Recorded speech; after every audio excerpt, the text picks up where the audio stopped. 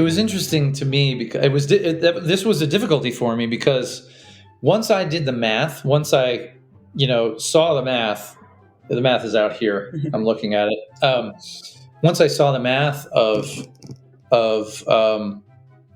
let's call it monogamy, because that's what everybody else calls it. I don't know. But once I saw the math of it, my brain just clicked, and I stopped finding monogamy compelling. I was willing to do it for the right person, but I stopped finding it important. And I immediately, instantly stopped feeling any sort of jealousy in the classical sense. And so it was very difficult for me to sort of go through that with Leah because, well, I'm on the autism spectrum, right? So things tend to be black and white. Like once I learn that something is, that's what it is. And I'm all period. in the gray areas. And she's got all the feelings, and I don't have that many feelings. I didn't know that many feelings really existed. Welcome to Normalizing Non-Monogamy, the podcast where we interview incredible people from across the entire spectrum of non-monogamy to hear their fascinating stories. We strive to bring guests on the show who have a healthy approach to non-monogamy. However, it's important to remember that everyone does it a little bit differently, and the views and opinions expressed by our guests do not necessarily reflect our own. Additionally, we produce this show for entertainment purposes only. Please be aware that we aren't doctors or therapists. Consult a medical professional for anything regarding your health that you might learn about on the show. Enjoy! Well, welcome to episode 292. We're Finn and Emma, and today we have a lovely conversation with Leah and Brady. They've been together for about 5.5 years. Brady has been non-monogamous for quite some time and has more experience, while Leah is much newer. We have a wonderful conversation about their growth and journey.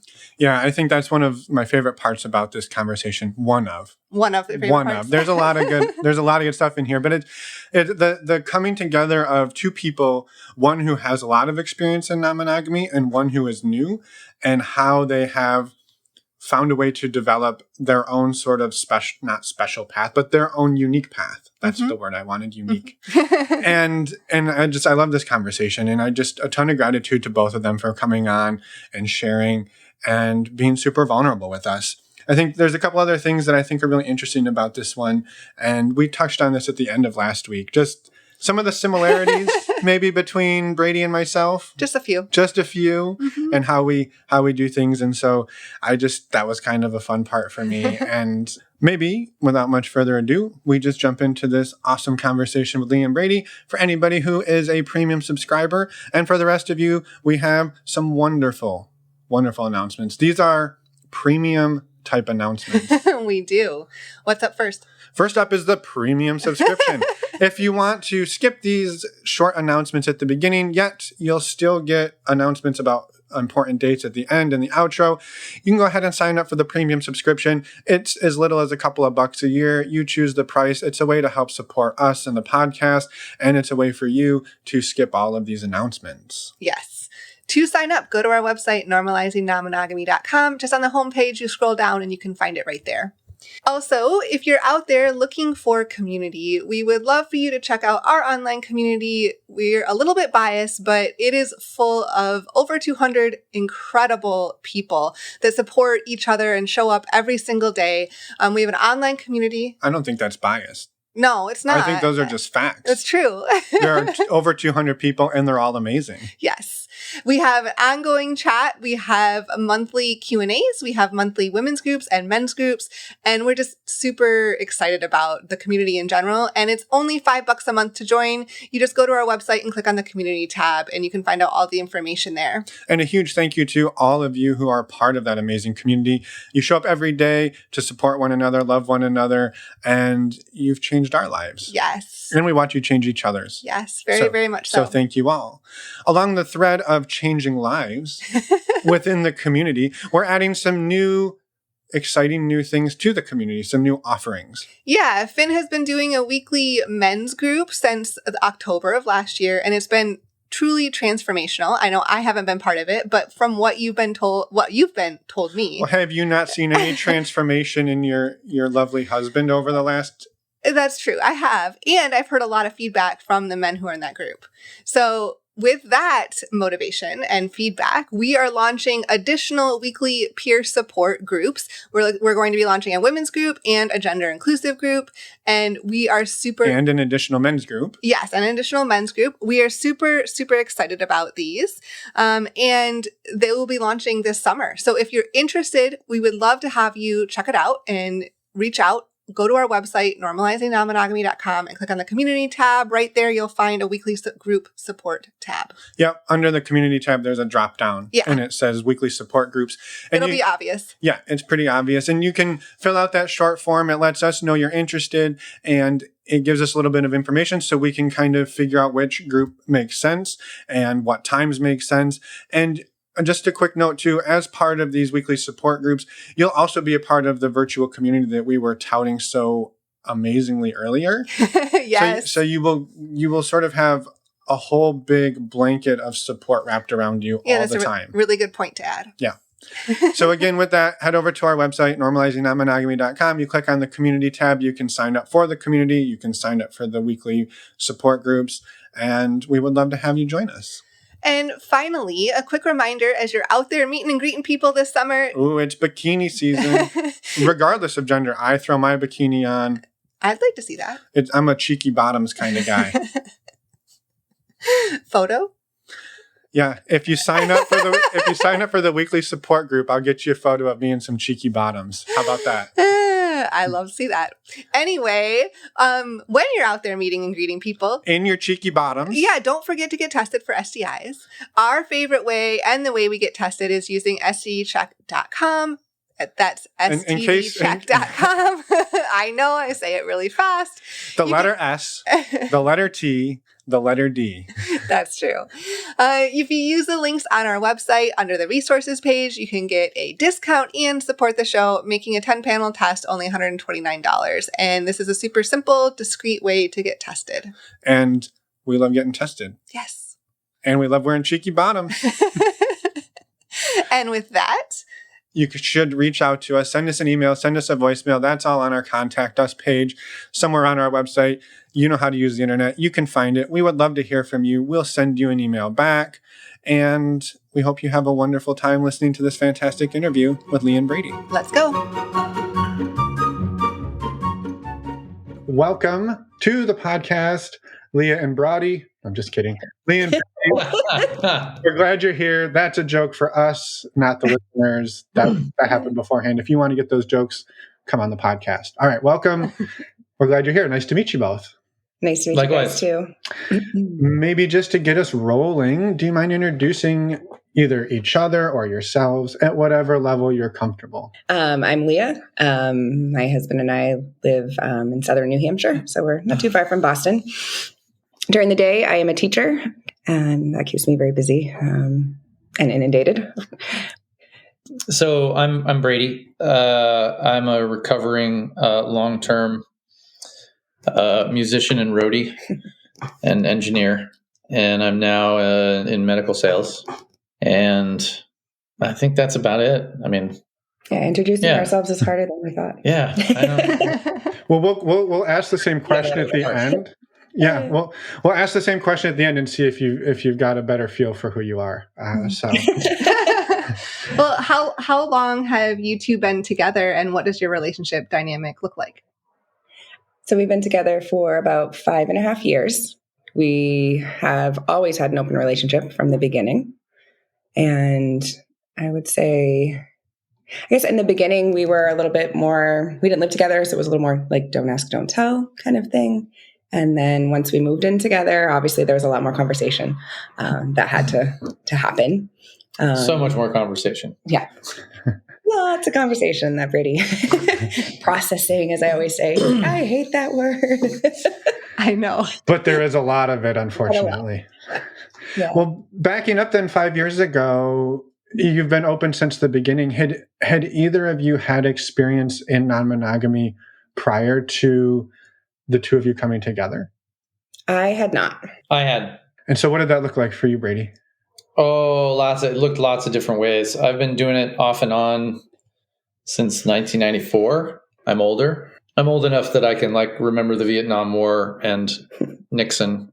But So at first it was, like my first open relationship. They didn't even have the term non-monogamy back then. It was just an open relationship. And that was sort of a don't ask, don't tell thing, because it was a long distance relationship. And then, the next one after that, it was a bit before I had another one. And that was a fully, kind of what you would now call kitchen table situation. We hung out with each other's partners, sort of stunned everybody doing that. That wasn't really a thing in 1999, 2000. Right. But the real the thing that brought me to it was math. Yeah.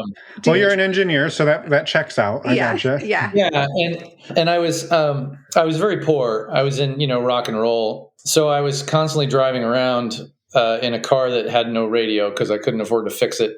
And I realized one day that if you do the statistical, like if you look at the statistics of half of each gender cheating, right, in their relationships, which is probably really optimistic.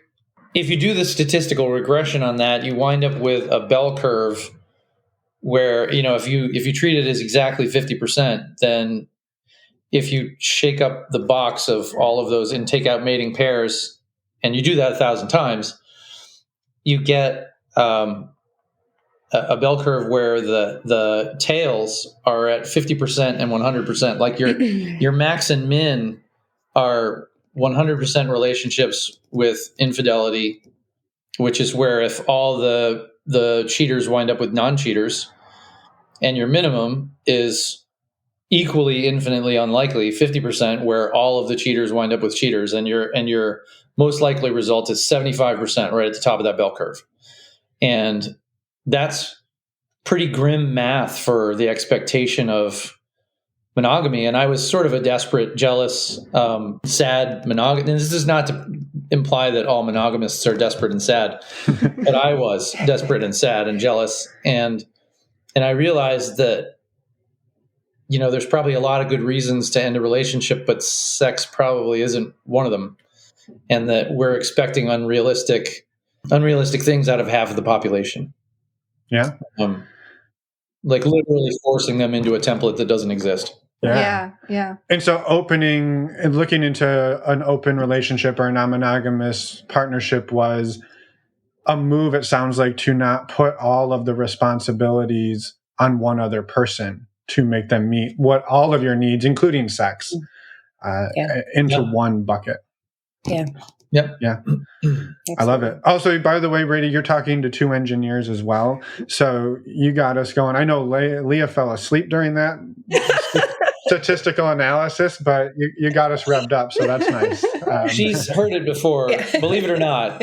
I have told that story before in greater detail. I spared you the actual drawings of the map.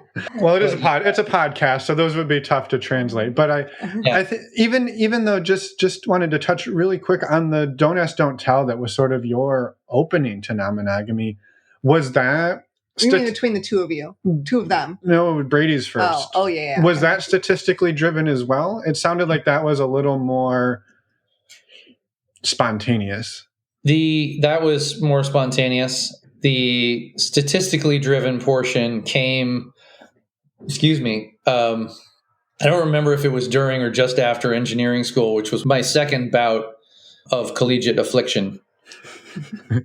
And I can't remember if it was, mid 90s or late 90s that occurred.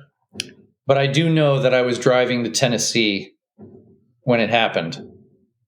So that would be 1999. It was in 1999. Got it. He's all about the dates. All about the dates, yeah. Yeah. Yeah, you're speaking my language. It's fine. July of 99, but I feel like there's a little bit more of like but what made your relationship a don't ask, don't tell? Was it distance? Was it like what was? It was distance, and I don't know. It was just the chemistry between us. And, I remember her saying, I don't really care what you do. Just don't tell me about it. Yeah. Interesting. And did you feel the same way in reverse? I don't need to not be told about it. Okay. But I mean, yeah, I didn't mind if she was doing anything. I don't know that she was. Yeah. Makes sense. Well, I appreciate I think the background there is sort of helpful because it sort of sets the stage for when you two come together and then maybe we jump there. And it sounds like you started the two of you as sort of a don't ask, don't tell as well. And I guess I'm interested in how that came to be out of the gate for the two of you. I think, I mean, in terms of the don't ask, don't tell, I think that was a comfort level thing for me, especially. Like he said, like he's more like, okay, I can hear whatever. I had never been a part of a non-monogamous relationship before, and we were newly together. So it was a lot to kind of figure out and navigate, and not knowing him as well yet. And I tend to kind of be a little bit more reserved at first in what I'm sharing anyway, until I feel super comfortable with somebody. So that I think just felt safer for me at the beginning. Did you two have like an explicit conversation like, hey, we are now officially dating and we are officially in an open relationship and it officially looks like this? Or was it sort of that ambiguous, like, well, we were dating, but we didn't really label it and it just sort of happened? I remember this conversation explicitly. And it was a conversation that it was a little bit one-sided because it was me. So Leah was not freshly out of, but not unrecently out of a relationship that had involved some cohabitation at various points. And I had been single for 7 years after a really bad marriage and relationship. And I looked at that and I said, it was the second day we hung out. And I was very clear. I knew very clearly that I wanted to hang out with this person a lot. And I just said, I said, I'm not really willing to be monogamous at this point because I don't think you're really ready for a commitment. Like it's too soon. And which is kind of prescriptive, but also it was what I was comfortable with at that point. And right, but it was not like you were like, you have to be in a non-monogamous relationship with me. It was more, I felt like it was presented as like, this is an option. How do you feel about that? What are your ideas around that? Are you comfortable with that? Is that something you would be open to? Yes. And so, yeah. And what were the answers to all those questions? I was gonna say, how did that land? Honestly, I still had a kind of friend on the side anyway. So I was like, sweet, this will be fun. Kind of like that was sort of my mentality at the time. And also as a bisexual person, I was like, oh, this is really interesting. That was the other factor. That was a huge factor to me because it was like this light bulb moment of like, you mean I don't necessarily have to choose? Like I'd never been presented with the idea that I could have all parts of myself included in a relationship.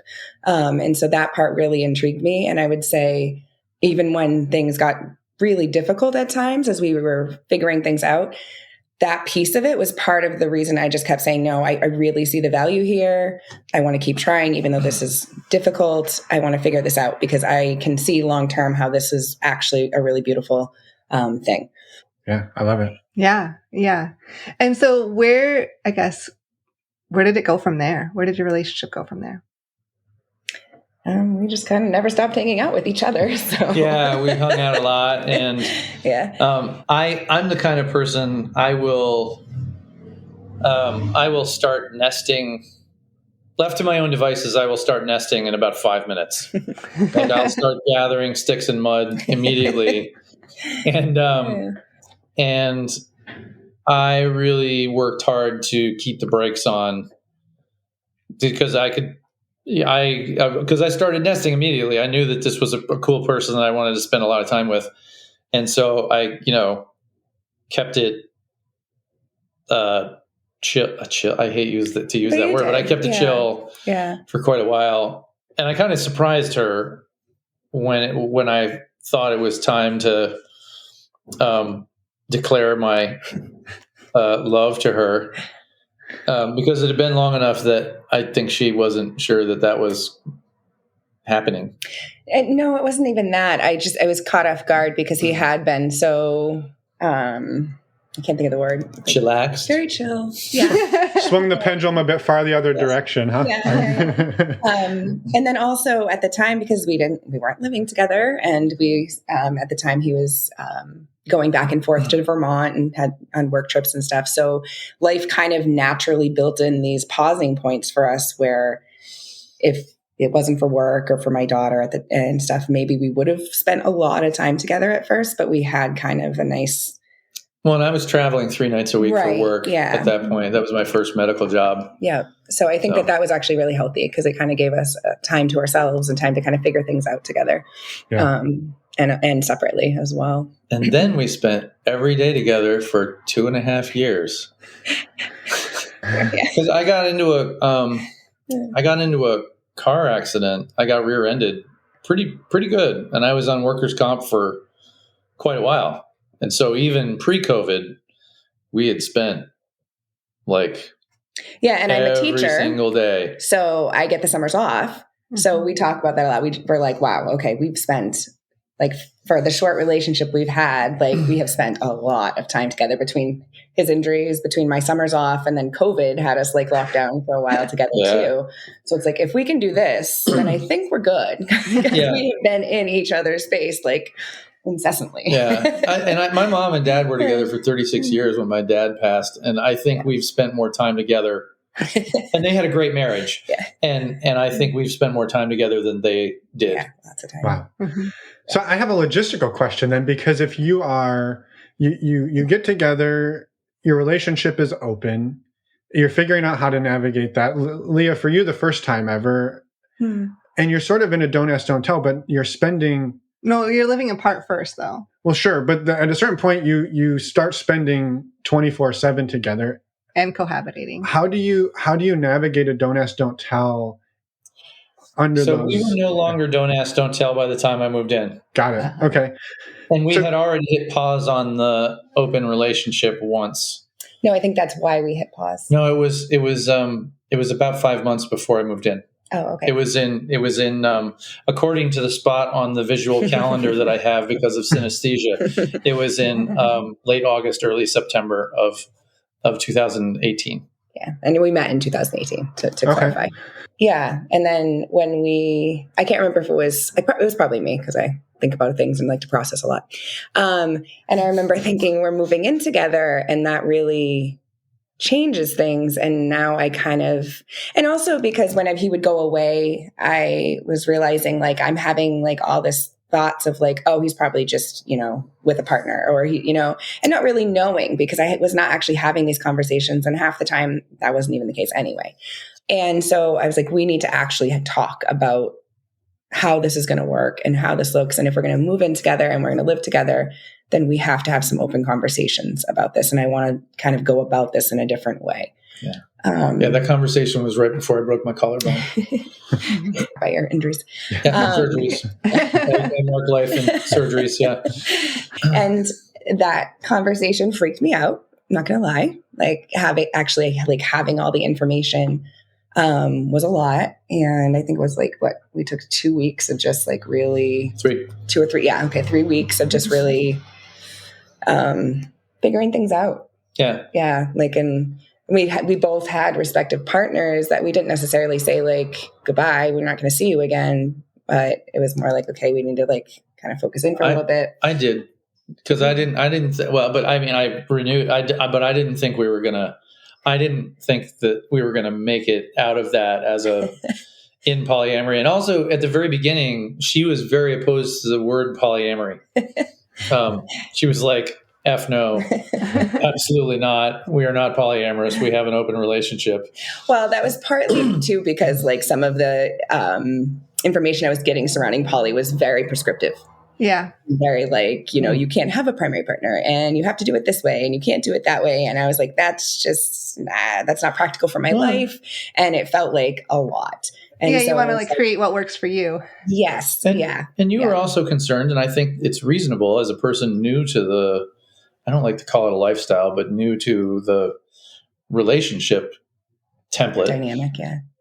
Is you were also concerned about the expression of having more than one love. Yeah. Which turns out she's way more poly than I am. That's actually really me. Yeah. Little Miss Demi over here. And so we had to, and we created a very big document of 150,000 rules that within 6 months we had forgotten about. And for me, like it helped me to feel sort of centered and grounded in what we were doing and in the relationship. I always say it was the nerdy teacher part of myself that was like, we're going to put this in a Google Doc. And I remember I was reading The Ethical Slut at the time, and I had all these questions, and I was like, okay, we're going to ask all these questions. We're going to talk about this, and then I'm going to put it in this document. And then here we go. Here's our blueprint for how this is going to go. Obviously, that is not how things go, but it made me feel good at the time. and sometimes that exercise is worth it for like the sense of security in that moment, as long as as long as you both recognize that it can change over time. Well, I think too, what it does is it gives you an opportunity to sit down and say, are we even on the same page about what we're thinking about? Even if you, in 6 months, you throw all the rules away, it is a great exercise to say, well, my rule is we only see our partners once a week. And the other person's like, my rule is I want to see him 4 nights a week. Well, you now know you are nowhere near each other on that rule. And you've got to now figure out what that looks like for the two of you. So I think there's a lot of value in that. Yeah. Well, and it was interesting to me because this was a difficulty for me because once I did the math, once I, saw the math is out here. I'm looking at it.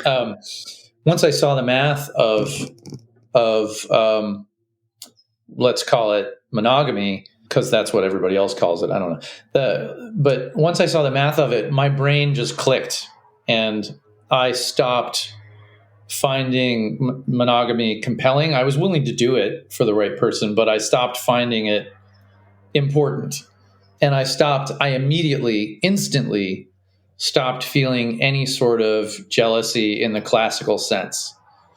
And so it was very difficult for me to sort of go through that with Leah because, well, I'm on the autism spectrum, right? So things tend to be black and white. Like once I learn that something is, that's what it is. And I'm all in the gray areas. And she's got all the feelings, and I don't have that many feelings. I didn't know that many feelings really existed, honestly. But, and so I had to learn the hard way to kind of sit with that process. I wasn't always very easy about it, but yeah, so it was, that was a challenge for me because for me, like this way of thinking had always just eliminated drama, and it just made sense to you. Yeah. It was not a challenge for me to accept it or embrace it. Well, and I think too, one of the things that he had to kind of learn about me, because we were still getting to know each other, that my emotional process around it initially can be kind of like hard for me, but like I'm okay with that piece. Like I'm okay with it being a little hard because I know that I'm learning something, I'm growing. I know that the only way that I can get to the next phase of whatever it is that I'm trying to do is by going through it and dealing with the hard pieces. And so I know there were times he was like, I hate seeing you hurting. Like, let's just shut this down. Like, I don't want to do this anymore because, I don't want to see you hurting like this. And I kept saying like, no. I've said that a fair amount. Yeah.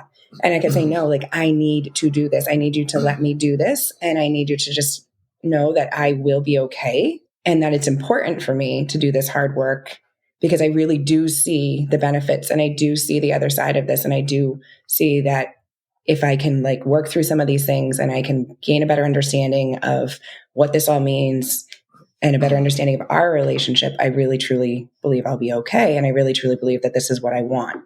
But that was challenging. That was really challenging for you to like, it was awful. Watch that. It was hard. Yeah. And the thing that I never came to terms with, and I I just found the analogy right now, and it's really useful. Is I was a competitive athlete, a high level competitive athlete, and I approach challenges with, I just tackle them and do them. And I have a certain approach to weightlifting, which is like, oh, I can't lift this now, but I will lift it. And Leah, sorry, our dog is chafing at being in her crate. Leah is an emotional athlete, right? And she does emotional training with emotional goals, and which is, now that I think about it, I was sort of agnostic about it before, but it's really admirable. This having these, like, I'm going to get through this, and I don't know that it's really gritty. It's grit, a lot of grit. Yeah. It's very gritty. Any of this ring a bell, Emma?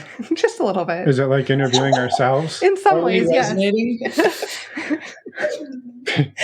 Yeah, Brady, it's like interviewing myself. It is staggeringly strange to me. What you described about watching Leah fight through, that is my work right now. Just to be able to sit and watch Emma work, do what you're doing, do her own process, where I'm sitting there going, man, your process is so inefficient. And I just, and it's inefficient and it's painful and I have to watch it and I can't do it. And it's like intentional suffering.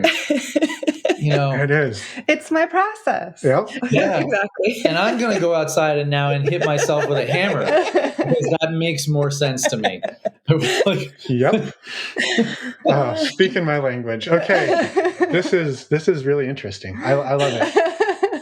I would love to, something I think is a really fascinating piece of this story, which is for some number of months, it sounds like maybe a handful of months, when you first got together, you were both sort of secretly, but not secretly, doing polyamory. And I think there is power in that. And because I think what happens often is people say, we're going to open our partnership, our marriage, our whatever. And everybody freaks out. It's like, oh, it's going to be the end of us. What's going to happen? What's going to happen? And you two, you came to a really hard conversation 5 or 6 months in about what non-monogamy was going to look like. But you already had a lived experience of both doing it secretly. And you showed up at this point like, well, hey, look, we got here relatively unscathed. We're both happy. We've both been navigating. It sounds like you both had more than just like friends with benefits. They were somewhat of other partners. And that's not a place people usually start from. And I find it really interesting. And I don't know that there's a question in there other than just if you're open to talking a little bit about how you sort of did it in secret and then took the cloak off, because that's not a pattern or a path we've seen a lot of. And it wasn't necessarily in secret, but it was like the lights were off. Right. Yeah. Right. Mm-hmm. Or a door was shut. Yeah. And well, I think too, I've said before that I really appreciate that Brady was immediately upfront about this, because of where I was coming from. I think it would have been probably detrimental to our relationship for him to have not said anything until like 6 months in, and then been like, oh, this is what my thought process is, and this is what I want to do. Yeah. And that would have been extremely hard for me to pivot like that. Yeah. I tend to take change very slowly. And so I needed that time to kind of navigate it in my own mind. I think it was really beneficial for us to kind of have our own thing,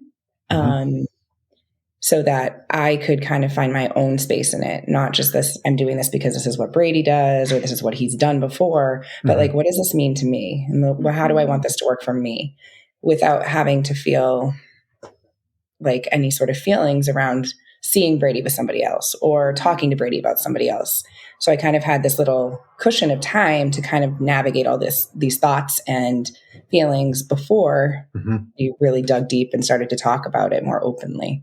Yeah. Well, and you also, there was a day early, not too early, but fairly early in our relationship, where it was clear to me that she had recently been with another partner, and I guessed that. And she was really surprised that I was completely cool with it. Where I was just like, "Oh, great, like, did you have fun?" And she was like, "Yeah, I didn't know what to do with it. I was like, I don't know how to answer that question. Yeah. And so she got to also have a taste of that. No, I appreciate that, and I think when I said secret, in the dark is a much better approach, and I didn't mean it in secret, but I think what I think we've seen people experience, and what comes up often is the feeling of, okay, if we start doing this, and I know about it, right? It's 2 days a week, and then it's 3, and then it's too much, and this is impacting us. How is this going to change our relationship? And you two were sort of just, in some ways, saying, we're just going to keep showing up for our partnership the way we show up for our partnership, and what's happening other times, it doesn't much matter. And of course it does at some level matter, but you were just keeping that part compartmentalized. And again, I think that's the piece. So there's maybe an analogy of or not even an analogy, but an example we heard of somebody who their open relationship is very much a don't ask, don't tell. And then once a year they get like blackout drunk and tell each other all of the stuff that they did for the last year. Wow. Yikes. And so that was sort of what came to mind when you shared that, because you kind of did a couple of months of non-monogamy, and then you sat down and said, here's what's been happening. And that can really blow your mind to be like, well, holy shit, I don't know, just hypothetically, like you went on. We didn't really do a whole lot of this is what's happening, what's happened. Right. Yeah. We did this is what's happening going forward, I mean, we talked a little bit about okay. I mean, you let a little bit of the quote unquote secret, you turned a little bit of the lights up and said, this is what it kind of looks like. Yeah. And it wasn't like, well, holy shit, you were off doing all of these things, and yet we still have this amazing relationship and we want to keep it going. Mm-hmm. I think that was the part to me that was like, you didn't have to hide it, but you did. And then when you turned it on, you had a whole new perspective moving forward. That was what I was trying to get at in all of that. So thank you for bearing with me. Yeah, it was, I think it was I think it was really good for us to have those conversations when we finally did. Mm-hmm. I think that those conversations would have been a lot more difficult in the beginning just because we were so new to each other. Yeah. And by the time we were having those conversations, we knew each other a lot better. And Brady had already figured out I process a lot and, just different things like that. And how I approach things and I had learned more about how he approached things. And it was interesting too, because I remember, of course, in the beginning, there's a lot of insecurity and jealousy things that you have to kind of navigate and work through. But it was funny, once we started having conversations, I was like, oh, you really were just in Vermont mountain biking. You weren't even seeing a partner. So all these stories, that I was creating in my own headspace that weren't even true. So that to me felt like much healthier to have a better perspective on what is actually going on. Mm-hmm. Do I really need to build this story in my mind, and do I need to be insecure about something that's sometimes not even actually happening? So I think that piece of being more open and honest was helpful. Sometimes the stories in our head can be way worse than the truth. Yeah, which was the way I was before the math. Mm-hmm. Once the math happened, I stopped having any stories in my head at all. Yeah. And I was like, well, tell me the story. Yeah. But, and it's funny because maybe 2 weeks before the shutdown, the partner you had then, I'm not going to say his name. That's okay. But you got pretty intense with him during the shutdown. The shutdown of what? COVID shutdown. Yeah. Oh, okay. So 2 years as we were about to go into our third year. Third year of dating the two of you. Yeah. Mm-hmm. Third year of relationship, approaching our second year of marriage. We got married about a year and a half in. Yeah. And she had a partner that she started to go spend the night with 2 nights a week. And she had not been interested in this before. Mm-hmm. And that was the only time I ever had a question. And this was during a period where I was having real difficulty having any partners whatsoever, and which hasn't usually been it's not usually my problem. But so I was sitting at home, 2 nights a week while she was out, which I didn't necessarily mind logistically. Like, as a person who'd lived alone for 7 years, I wasn't bothered by the alone time. But I was like, I had to ask a couple times. I was like, are we really okay? Is your foot out the door here? Yeah. And I had to do that. I'm fine. Well, and I think partially too, because this is a person that I had known for a while. And so it wasn't like I just randomly met this person and like, oh, now you're my That's partner. True. Yeah. Like we had already had a friendship going back quite a few years. And so I think that probably added a little bit to it. Yeah.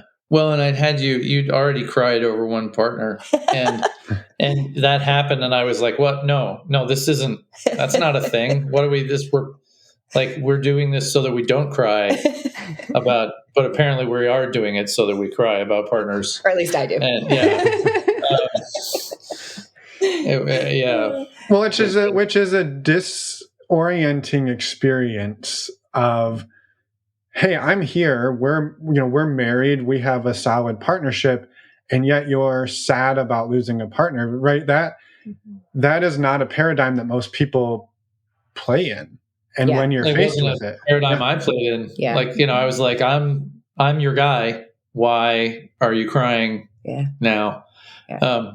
But no, I that's another one I can really relate to, and we've gone through that a few times where, logically, that people have emotions, right? If their friend does something hurtful, they can still get sad, and you're like, well, hey, we're still married, but that doesn't really matter, and it's just you are not all of that other person's emotions. But it's a weird thing when it happens, and you're sitting there trying to comfort somebody about another partnership that they're sad about, and it's not. I want to say it's not normal, but it's not something that you're used to if you haven't done it before. Well, and I think too, like society has put us in such a box of monogamy and how we approach relationships and ownership of partners. And so there is no reference point for how do I comfort a partner when they're struggling because of another partner? Like, Yeah. Like, what is that?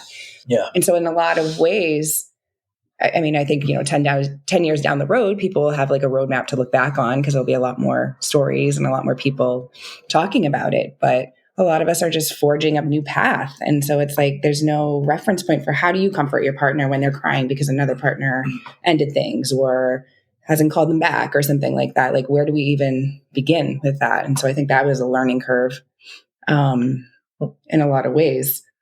What were you going to say? Well, and also, I'm a person, like, I learned in my 20s that if I give too much leeway to my emotions, they take over. Like, I'm either not very emotional or I'm, a giant snowball, I'm an avalanche. And so I stopped having, big emotions for the most part unless I get to the point with something where I can't not have big emotions. And so I didn't understand. I was just like, why are you doing this to yourself? Why don't you stop doing this to yourself? Yeah. Whereas, I like polar opposite, I like literally since I was like probably 18 or so, I've always had the practice of if I don't allow myself to feel both the bad and the good, I'm not fully embracing and feeling life. Yep. And so I have to be willing to deal with the hard. I have to be willing to feel the hard feelings so that I can also, on the flip side, fully embrace the joy and the beauty of life. And so that's been a practice for years and years and years. And so for me, this is how you handle emotion, and this is how I do it. And he's like, what is happening right now? Yeah. Spoken like somebody who's not known the joy of truly shutting off your emotions for a number of years. Right? Yeah. It's so much of life is so pointy, and if you don't embrace those pointy things, you don't get pointy stuff stuck in your chest. Oh my gosh. I don't embrace raspberry bushes. Like, I do. Same. I'm curious. have you been exploring masochism? Oh boy. I'm curious what the dynamic is today, like between the two of you. That's a funny question. I'm like, the dynamic. Well, or the ecosystem. Ecosystem, yeah. Well, I remember the words. Sorry. Kitchen table polyamory with descriptive hierarchy and a dash of relationship anarchy. Okay, what does that mean to you two then? That means us. So I would say for us, like as a person who considers myself poly, and I tend to really embrace relationships and really connect with partners, over time, it kind of became clear to me that like calling somebody your secondary partner was kind of not cool. Like, it's not really a title I want to give somebody, like, oh, you're my secondary. Yeah, it felt othering to me. But at the same time, practically speaking, obviously, like, we live together. We have a mortgage. We're paying bills together. And so there's always going to be somewhat of a, I hate the word hierarchy, but there's going to be some sort of a connection here that I have to focus on a little more than others. It's a nesting partnership versus a non-nesting partnership. Tends to be more of the term. Anchor partner, nesting partner tends to be more of the term that we'll use. I would say that in many ways, yeah, like even the other night, we had people over for my birthday, and I had a former partner here with her boyfriend, and I had a couple partners here and a current partner here to celebrate with. So again, they're a part of our home. They're in our home. And that is kind of just normal at this point. I've talked to newer people in poly, and they're like, we're just talking about it all the time. And I'm like, well, that goes away. Like, you're not going to just be talking about poly every single day. I said, you get to a point where I feel like it's just a part of who we are now. Like, it's just our life. Or we get to a point where instead of talking about our poly, we talk about the poly of the couples you're dating. That too. Which is, and for fair. All the listeners, I just crossed my eyes and sighed. Processing again. Yeah. Oh, yeah. So much processing. So many feelings. Processing. So many feelings. Yeah. Yeah. The prescriptive. I'm sorry. I didn't mean Go for it. The descriptive hierarchy that you talked about, it makes total sense. And it, just like a really simple example that comes to mind is, Emma and I live together, and we also have long distance partners. So, just practically speaking, if I'm going to run to the store, I'm probably going to let Emma know, because otherwise she's going to be wandering around the apartment going, "Where are you?" Versus, I'm probably not going to send a text to my other partner and be like, "Run into the store." Yes, exactly. There's some things that there are additional logistics when you are enmeshed with somebody that you don't necessarily have. Even if that partner lives in town, I probably wouldn't be like, "Hey, run into Trader Joe's. Maybe I'll bump into you." Like, we just do that. Versus if we live with somebody, I can't talk today. You should take over. I should stop talking.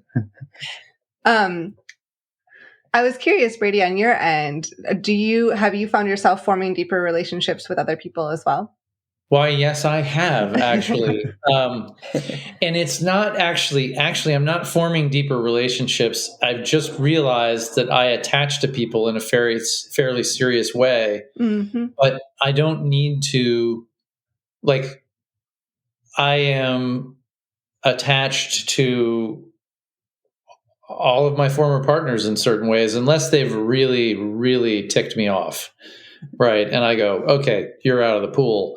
But, and they don't show up in the pool at all then, right? Just, I'm guessing based on my own past. Yeah. You're correct. Yeah. Yeah.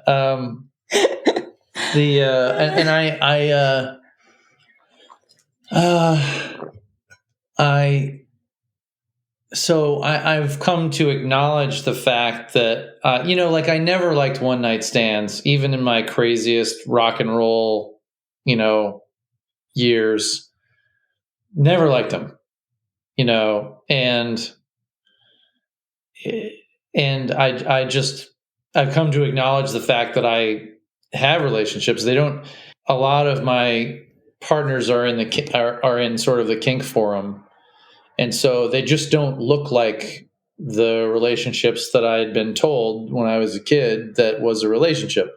Well, and I think he said before too, like that the way that I was connecting and with people and talking about it helped you to realize like, oh, I really am connecting more with people than I realized. And like these connections are more important than I was actually giving voice to before. Yeah. So kind of change that perspective. Well, early on in the relationship, I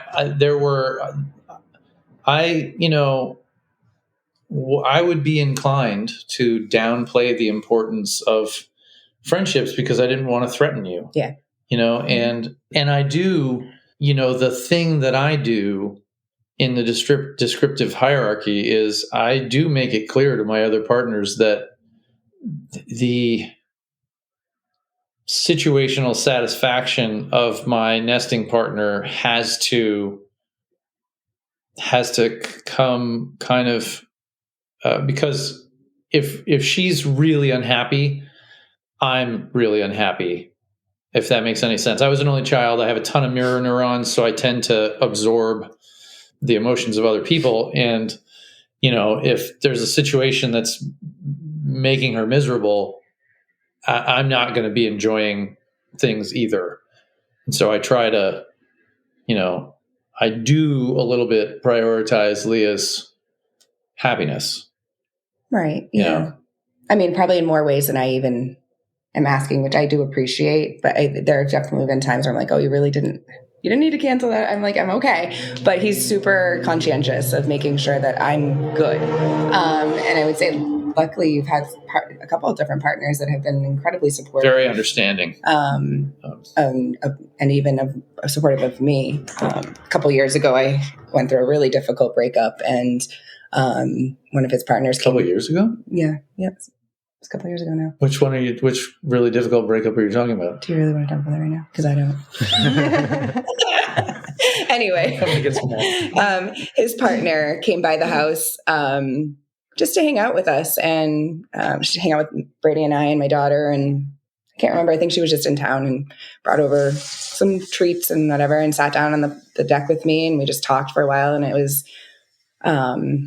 just really nice to like have her listen and share a perspective and really care about me in those moments and lean into that. And honestly, it's nice having a social worker partner. Yeah. Yeah. I'm sure that plays into it too, because she is a social worker. So that was really a beautiful gift that came from it. And initially, I remember one of the very first times that I met her, I can be very snarky. I have like wicked sarcastic sense of humor. That doesn't always hit Brady. And sometimes he's like, what? Are you serious? Are you mad? And I'm like, no, I'm joking. Like, I don't understand. Why am I having to explain sarcasm to you? So her and her husband had come over to the house, and they had this like whole snarky like communication going on. And I was like, whoa, what the heck? And I was so mad. It was way more than that. Yeah. I was really upset. Miffed. I was like, how are you having these like snarky conversations? Like snark is my favorite. Like, why can't we do this together? And so initially it kind of created this space where I felt almost a little threatened, I would say. And so it took me some time to open up and feel warm fuzzies. And I know that definitely helped when she had come over to the house and just sat with me and talked with me. And very recently, I think, you were sick. Something was happening. He was sick or something. And I was flying to Florida.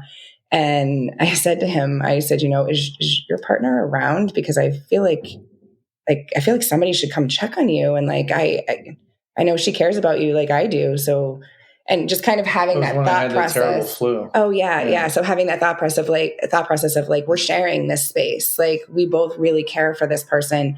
And I know that I can count on this person to care for my partner as well. And that was just a really, I don't know, that moment felt really cool to me to like get to that full circle space of like really appreciating his partner, and what she adds to his life, but then in turn, what she adds to my life as well by being that person. Yeah. Yeah. And that sarcasm thing is really interesting and difficult because like being poly and being good at being poly doesn't fix, conflicting alarm responses and, being raw and like just, if you get in the wrong space, then sarcasm always sounds like passive aggression. Yeah. And I'm definitely guilty of that. Yeah. Like, well, and of course we're living in each other's space all the time. And so of course we're going to be a little bit more sensitive to emotions and tone of voice and all of those things. All of those things. Yeah. What do you mean by that? Yeah. What I think one of the parts that I love about that conversation is just you ask any monogamous person, broadly speaking, what is your biggest fear if you were to open your relationship? And it's probably across the board, it's sex. And you're like, sarcasm, too much. Like, I didn't like that he was being sarcastic with this other person. And like, it's just amazing that like sex is like, sex is sex. There's more to life than sex. And sarcasm needs to be added to like the love languages for everything. What's your love language? Sarcastic humor. Yeah. Yep. Yeah. I can say the sarcasm, but I don't really understand it when it's pointed at me. It's a dangerous weapon. But I'm curious if you're willing to talk about it. You mentioned that you have a daughter, Leah, and how have you navigated the different relationships with her, and how has that gone? Really well. Yeah, it has. So when we were first together, she was only 8. So we just weren't really talking about it. I think she was probably about 10. 11. 10 or 11.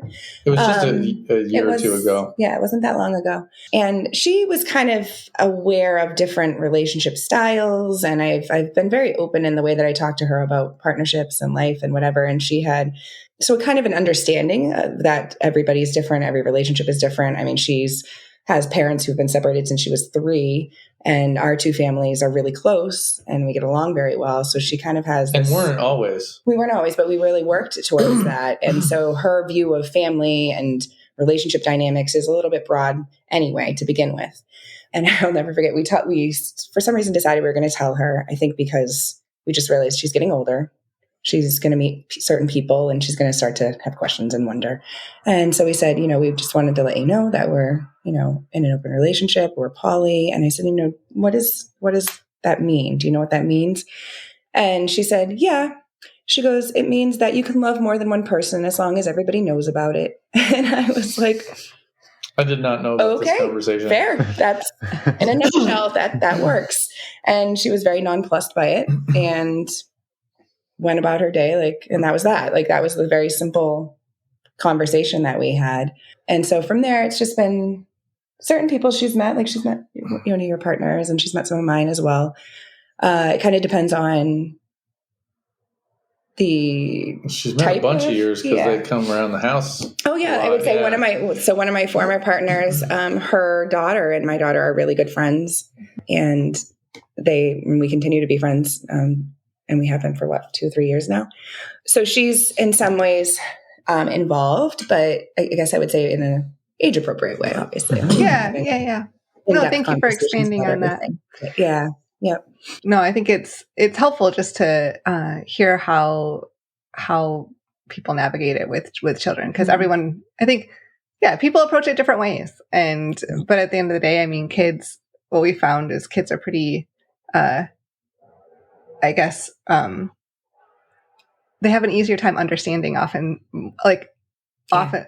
Before the world breaks them. They often have an easier time understanding than adults. Yeah. They're neuroplastic, right? Well, I have to say it's funny because she sent me a TikTok one day of some poly couple. She's like, oh, Mom, here, you should watch this video. And I'm like, okay, thanks. She's got your back. Yeah, she's on poly TikTok. That's funny. Amazing. And I do want to say one thing in terms of developing the closeness between her ex-husband's family and our family. It wasn't we worked toward that. it was Leah worked toward that and did the lifting. Well, and her necessary for stepmom that. as well. We both. Yeah, she did. She did. But like that, there were times when I was perfectly ready to throw hand grenades, and it was Leah that did the real heavy lifting in terms of the community building there. And which I think has also played into like building that sort of very out of the box family. I think also plays into how I approach poly, and knowing like that any type of relationship, whatever it is, especially when it's not the norm, is going to take some time, and it's going to take some effort, and it's going to take like commitment to working through. And in being very intentional. And we want what's best for everybody in the situation. And with my daughter, we want what's best for her as a child. We want what's best for the kids.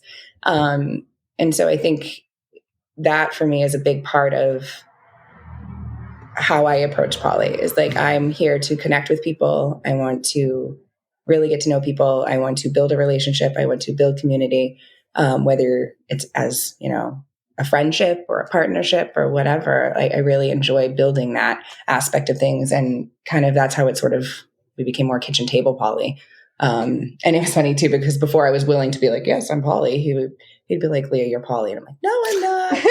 Like, come on, you are. He's like, you're constantly building community. You're constantly inviting people over for dinner and doing this and that. Yep. And I was like, no. And she was like, I'm demisexual. And I'm like, so you're having polyamorous relationships.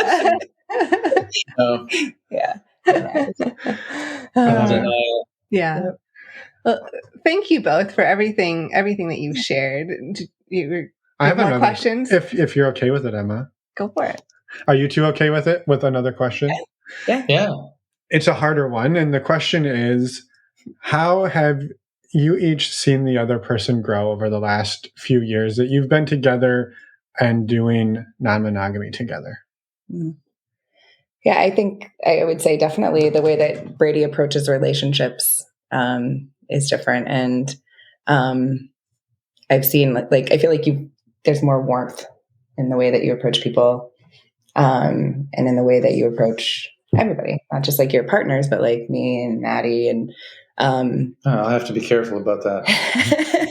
You don't want people getting too chummy. Yeah. And another thing too that was hard. I mean, I'm a communicator. I'm the oldest of 7 kids. There was just constant conversation where he's an only child. And so it has taken time for him to kind of be accustomed to sharing things with me. And it's been really nice. Like, I would say that's one of the things I really appreciate, especially this year. I feel like we really made some strides there where he's sharing a lot more, and a lot more openly. Not that he was like trying to like ever hide anything or be deceptive or whatever, but I enjoy like having that very open dialogue between the two of us. And I feel like it's really brought a lot of strength to our relationship. I would say.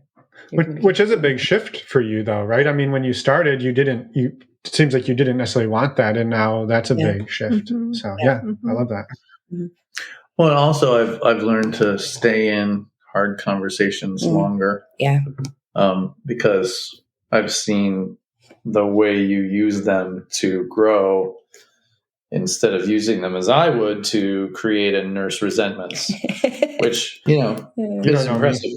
So in terms of growth, that it's really hard to pick any particular thing because, I didn't have a whole lot of poly growing to do,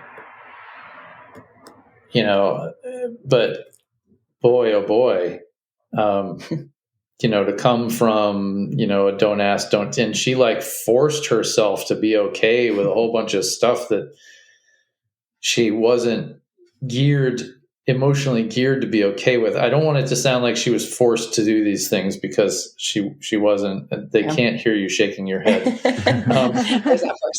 Tell him I didn't force you now. Please, I need you. You better tell them. I was an active participant.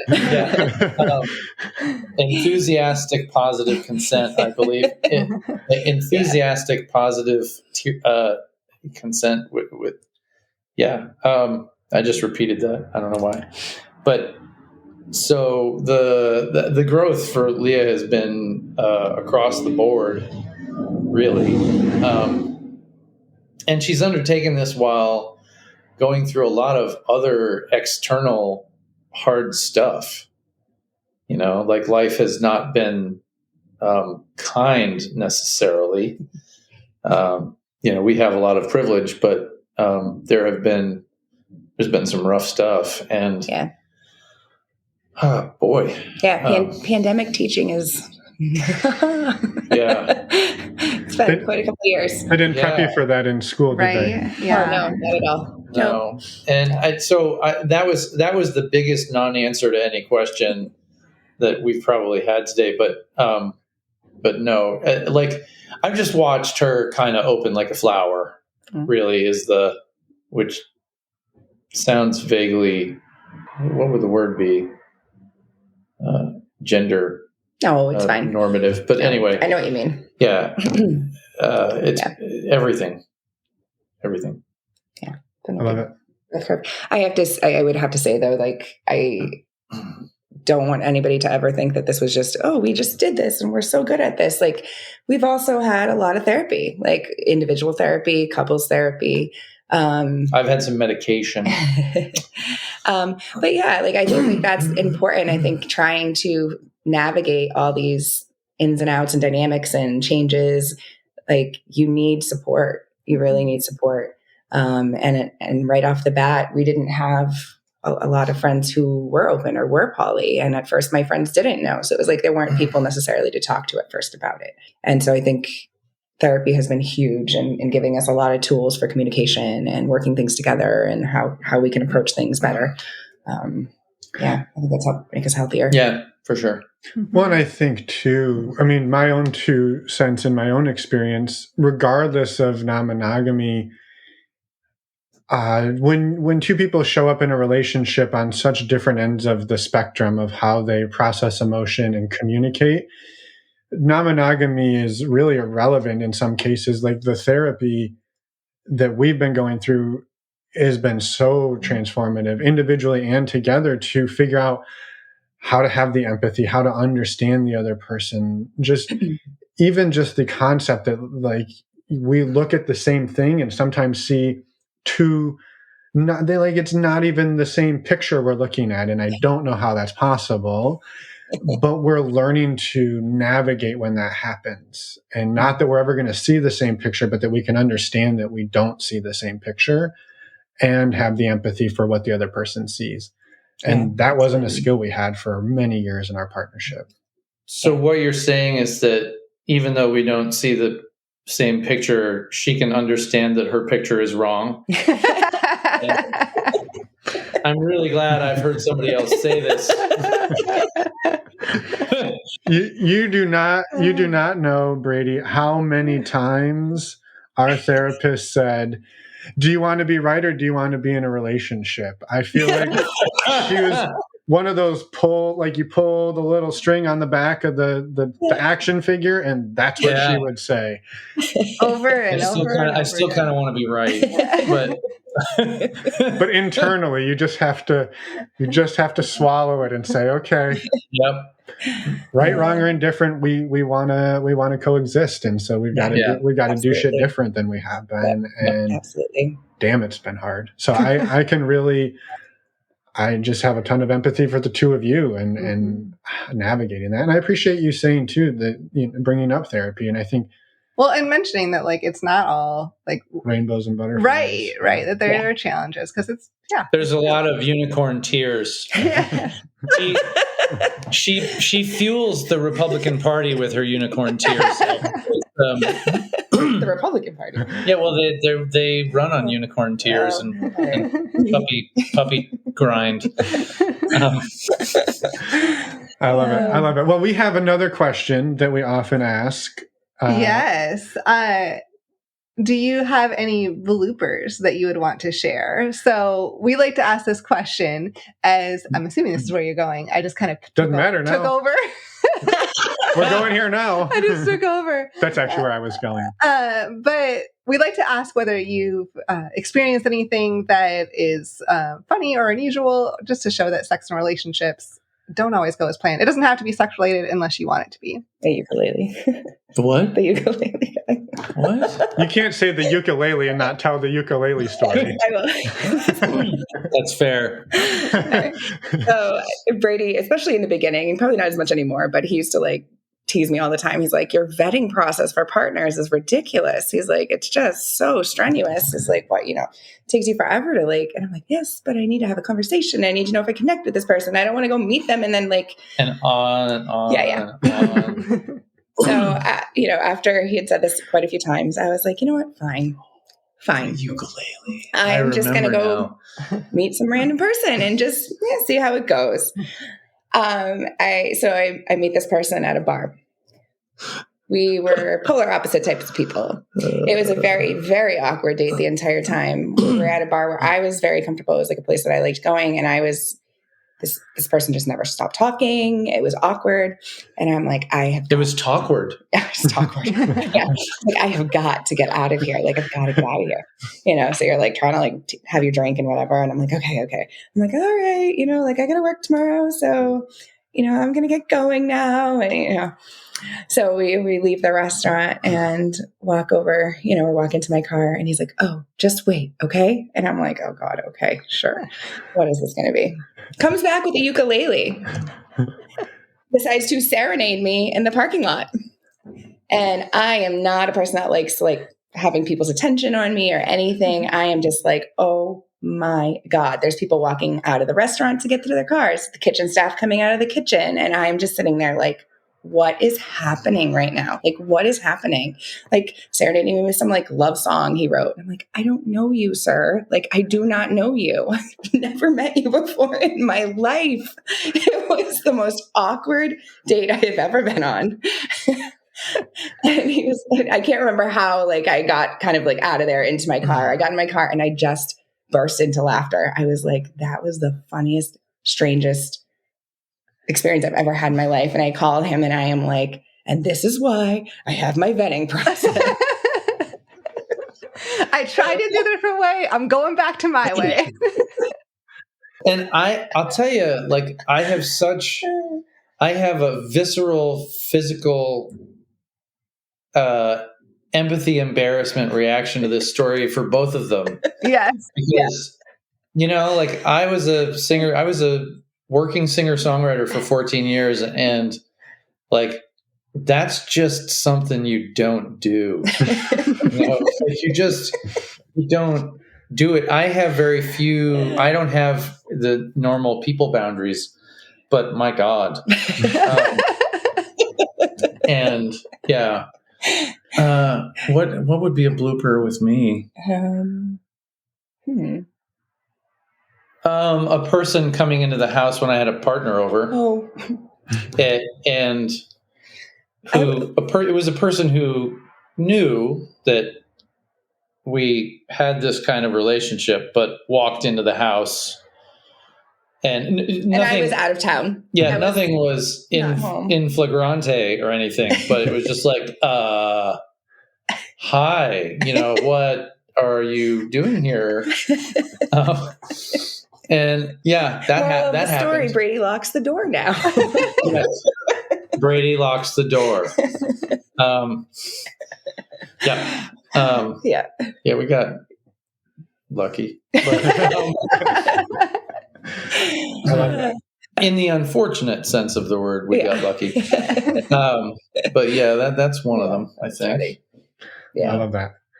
I have a bonus question that wasn't on the agenda. Go for it. Because then we'll wrap it up. Then we'll wrap it up eventually.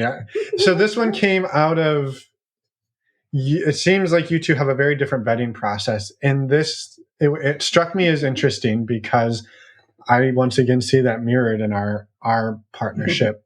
And historically, what this often looked like was more when we were doing what would be more traditional swinging, where we would go to a party or a club and we would try to meet other couples typically.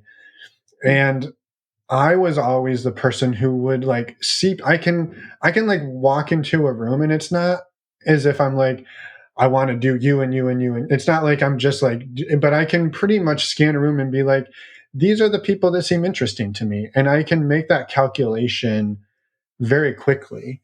And and I'd be like, well, are you interested in going to talk to somebody? Like, they seem like nice people. It's like, well, I don't know. I don't really know them. I'm like, well, I know you don't know them. We've only been here 10 minutes. That was why we would go talk to them. And so she like never wanted to ever go talk to anybody because I'm also really shy. But she didn't know, like, well, maybe I won't like them. I'm like, well, I understand you might not, and that's okay.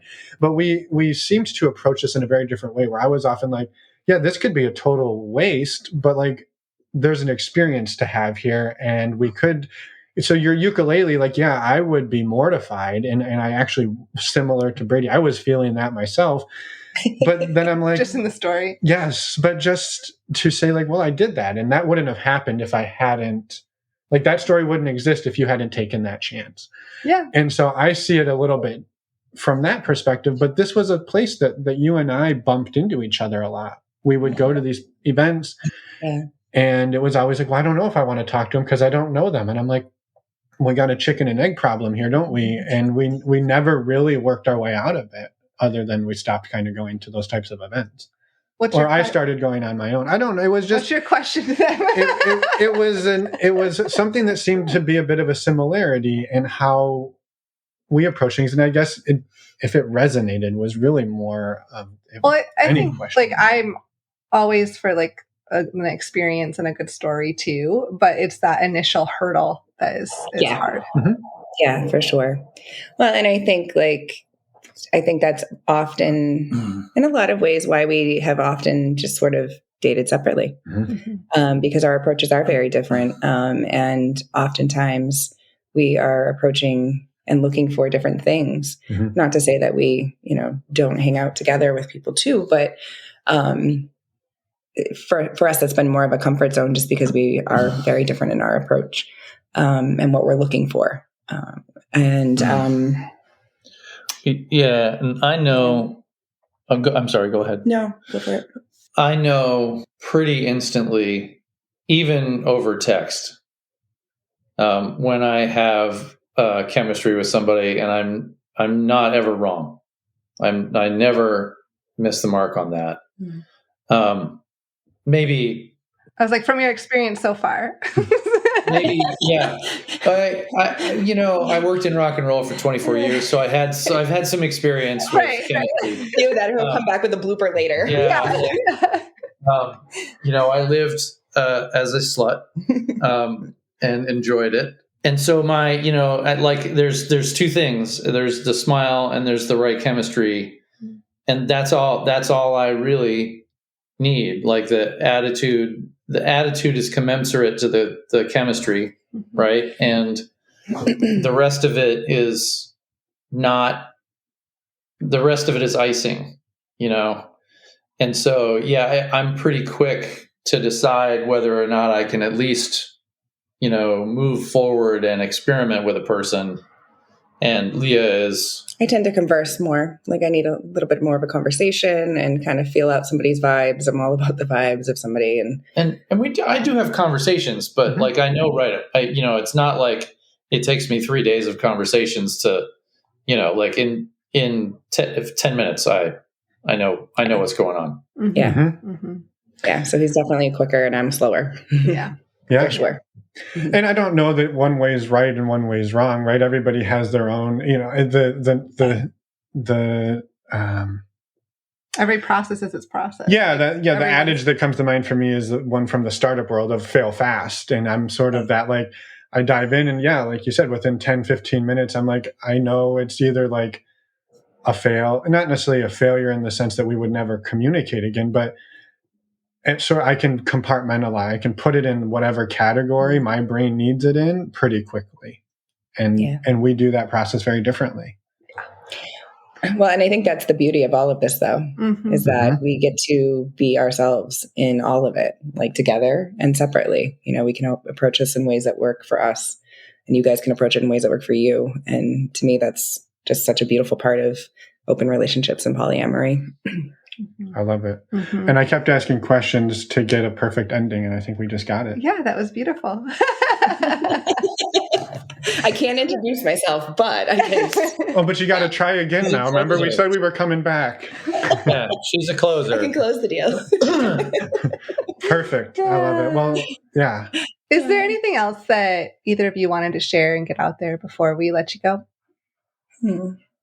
I will say I have a couple of friends that when I first talked to them about being in an open relationship, and one of them was kind of just quiet and listened. The other was like, no way, I could never do that. I would be so jealous. Like, I don't know how you do that. But then they like had all these questions and they were curious and they were super supportive, even though they weren't, non-monogamous at the time. It was nice because I could still talk to them about all of it and have like, people to talk to. Well, since then, I found out this year that they're both now in open relationships. And so there's a part of me that's like, oh, I love it. You planted the seed and now look at, and so that to me is one of my favorite things about all of this is having those conversations. And the more open you are and the more conversations you have, you never really know like how you're actually helping someone else maybe open up or see the world in a different way and enhancing their life in the ways that, polyamory has enhanced my life. Like, I feel like it's a gift. And so sometimes it's really nice to see that sharing that has helped someone else as well. Mm-hmm. One of the things that I've really enjoyed about polyamory and about watching this process happen with Leah's friends is that all of the men I know are super monogamous people. And the stereotype is that, men are out there, going crazy and I really love the defeat of the trope that's happening here where I see polyamory expanding rapidly with women. And it's been super empowering too, as a woman to like have these. I can't remember. I was talking to somebody about it the other day that, there was a time that even just going into a bar and sitting down by myself would have like, oh, it's terrifying. Like, why would I do that? And how these different dates that you have to go on and conversations that you're having, like over time has really given me, taken away a lot of that social anxiety, taken away a lot of that fear and made me feel a lot more confident and able to go into various social situations in a more confident way. And so I think that it's very, from my perspective as a woman, it's been incredibly empowering. Mm-hmm. And I've enjoyed watching that. Yeah. Because I have a relative. I also have the privilege of being able to move quickly in poly because I'm 6'4" and I weigh 210 pounds and I'm a former, U.S. bronze medalist heavyweight fighter, right? Like nobody's gonna, even though I may feel small inside because I was bullied a lot when I was a kid, like I'm an imposingly large and physically capable person. So I can go out and do things that would be dangerous for a woman to do. Yeah. Right. And it's been really, the whole thing has been very educational to me in terms of my privilege, and understanding my privilege, but also watching my partner gain, privilege that was typically not afforded to, her gender previously. Yeah. I'm really glad you brought that up. I appreciate that, Brady. And I think too, would be remiss to not touch on that and tie that back into how slow Emma and Leah maybe form their partnerships versus our proclivity to go fast and fail fast. There's a whole different risk profile there for them or for the non-cisgendered white males of the world. It's a whole different risk profile. So that's and some of it is quite acute. Yeah. The risk. Yeah. Well, this has been amazing. Yes, thank you both so much. I mean, You're welcome. We could keep talking about that topic and many others for like on and on and on. I was like, I feel kind of abrupt, like, oh, I'm just going to stop this, but we don't want to take your whole evening. So thank you, thank you so much for this beautiful conversation. And all have us back for Brady and Leah 2, the resurrection. Right. Be careful what you ask for because we do round twos. All right. You have time to make more blooper stories. Yeah. So I'll have to get on that. Your ukulele's in the mail. You can just go around. You just create them yourself. There you go. I've learned a lot of instruments, but that's one I've never learned. So you don't have to make it awkward. You don't have to know how. Oh, but it's more awkward if you're good at it. Yeah. Awesome. Well, thank you again, both of you, and have a wonderful night. Yeah. Yeah, You guys too. You too. Yeah. And we're back. I was, after last week, Where I forgot this part. you forgot. I thought maybe I'll just be your assistant today. How'd I do? Nailed it. Nailed it. Thank you, Leah and Brady, for everything that you shared and just coming on and being so vulnerable with us. We had a lovely conversation and are grateful to get it out there. Without a doubt. A quick reminder, go to our website. You can check out information on our community along with our upcoming new weekly support groups that we're launching this summer. And I think that's it for right now. Well, in case you forgot, we've postponed. Well, we haven't postponed. We're on sabbatical. Yes. We're on sabbatical from the weekly, not the weekly, on sabbatical from the virtual meet and greets. Yes. Just for the summer. Don't worry, we'll be back. And just for the meet and greets. Nothing else is on sabbatical. Nothing else is on sabbatical. Next week, we have a wonderful interview with Frank. So you're going to have to come back and listen to that one. That one's full of laughs. Yes. Lots of laughter. Yeah. Make sure your funny bone is stretched out. Can you stretch your funny bone? I don't know. Why not? I don't know. We're not doctors. We say that at the beginning. So we hope you all have a wonderful week. You stay cool, stay warm wherever you are, whatever you need. Yeah. Now, I'm going to stop talking. I think that's Take us away, Emma. Bye, everyone. Thanks for listening.